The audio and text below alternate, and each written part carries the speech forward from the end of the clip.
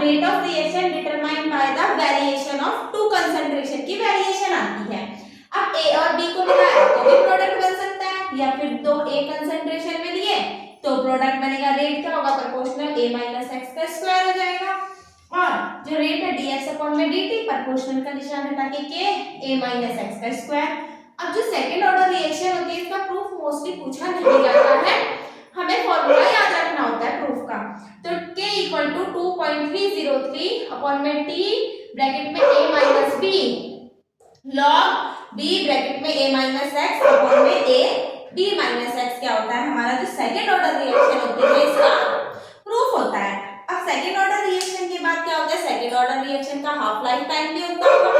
अब जो second order reaction का हाफ लाइफ टाइम होता है वो क्या होता है, t हाफ 1 अपॉन में k इंटू a होता है। और प्रूफ क्या होता है ये। इसके बाद हम अब कुछ क्वेश्चन को समझना है। a प्लस b से हमारा प्रोडक्ट बना, a है ये b है, ये a माइनस एक्स हुआ, ये क्या हुआ हमारा b माइनस एक्स।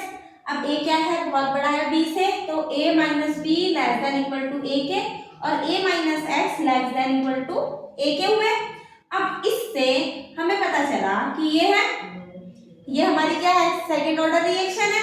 अब सेकेंड ऑर्डर रिएक्शन में ये और ये क्या हो गया, इसके अकॉर्डिंग नेगलेक्ट कर दो। जैसे ही हमने इन्हें नेगलेक्ट किया तो 1 अपॉन में के ए ln बी ए अपॉन में ए बी माइनस एक्स। अब इससे ये कट गया तो t इक्वल टू 1 अपॉन में के ln बी अपॉन में ए ब्रैकेट में बी माइनस एक्स।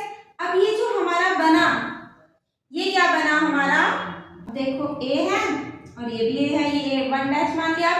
ये क्या है, b ब्रैकेट में a, ये a b माइनस एक्स। अब इससे ये और ये दोनों एक दूसरे के मल्टीप्लाई में है, अगर मैंने इन्हें काट दिया तो यहाँ से क्या हो गया, ये हट गया। अब ये जो मेरा बना, ये मेरा लगभग फर्स्ट ऑर्डर रिएक्शन से ऐसे ही तो बना, k इक्वल टू 1 अपॉन में t बराबर 1 अपॉन में k ln a अपॉन में a माइनस एक्स, जिसे a नॉट या फिर at लिखते हैं, ऐसे ही हम इसको लिख देंगे। तो जब हम इसे लिखेंगे तो क्या हो जाएगा, t बराबर 1 अपॉन में k ln और क्या कहते हैं b नॉट अपॉन में bt। ये क्या हुआ हमारा सूडो फर्स्ट ऑर्डर रिएक्शन हुई, इसे क्या कहते हैं हम, सूडो फर्स्ट ऑर्डर रिएक्शन कहते हैं।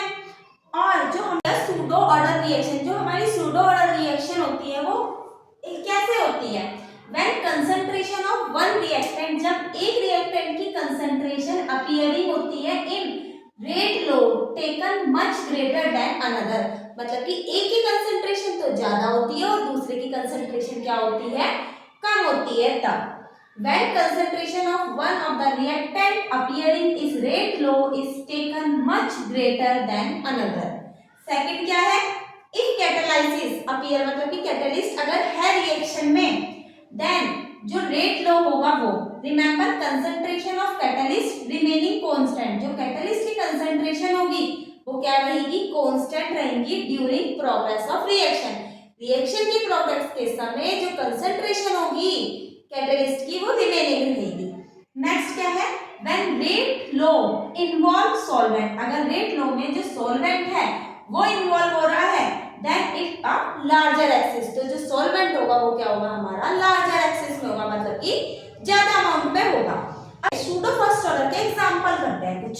हाइड्रोलाइसिस ऑफ RCl, जो RCl का हाइड्रोलाइसिस होता है, RCl की वाटर के साथ रिएक्शन करी, वाटर क्या है, एक सॉल्वेंट की तरह यूज हो रहा है। अब सॉल्वेंट की तरह यूज हो रहा है तो वो एक्सिस में होगा।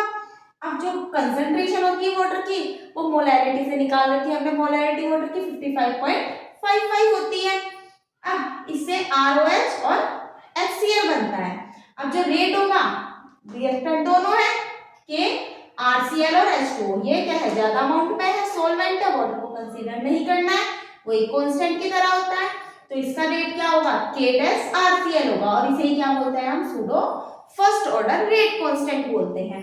नेक्स्ट क्या है हमारा, हाइड्रोलाइसिस ऑफ एस्टर, जो एस्टर का हाइड्रोलाइसिस जब हम करते हैं डाइल्यूटेड मिनरल एसिड के साथ, तब ये क्या है हमारा एस्टर है एक्वस, वाटर के साथ इसकी रिएक्शन करेंगे, वाटर एज अ सॉल्वेंट की तरह यूज हो रहा है, जिसे हम कांस्टेंट मानेंगे, H+ आयन लिए कैटलिस्ट एसिड, इसने क्या बनाया एसिटिक एसिड और इथेनॉल बनाया। अब इसका जो रेट होगा KCH3COOH और इन दोनों पे यूज होगा, ये सॉल्वेंट है ज्यादा अमाउंट में, इसे एज अ कांस्टेंट ट्रीट करना है, तो ये क्या हो जाएगा rate equal to K-CH3CO, rate इस पे डिपेंड करेगा।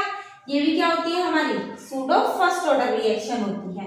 नेक्स्ट एग्जांपल क्या है हमारा एसिड कैटालाइसिस हाइड्रोलाइसिस इन सुक्रोज के अंदर जो एसिड कैटालाइसिस होता है, सुक्रोज का फॉर्मूला क्या होता है हमारा C12H22O11, वाटर के साथ रिएक्शन करते हैं, H+ आयन कैटलिस्ट आया, ये दो C6H12O6 बनाता है, एक तो ग्लूकोज का होता है और एक इसके लिए होता है फ्रक्टोज के लिए होता है।